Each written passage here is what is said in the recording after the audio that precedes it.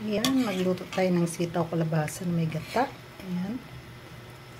Lulutuin muna natin mabuti yung gata bago natin ilagay yung gulay. Ayan, yung hipon. Ayan. Ano na natin yung hipon, sibuyas, bawang, saka luya.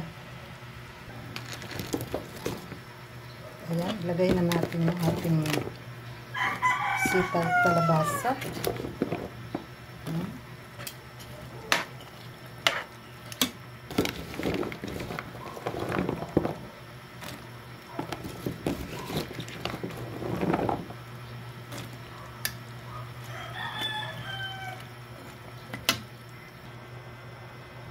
Ayan, hindi natin yan tatakpan kasi pag once na tinakpan natin yan, mamumuo yung gata. Kaya hayaan lang natin kumulo siya ng ganyan.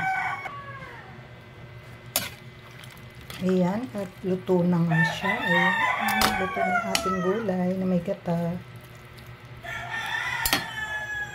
Tara!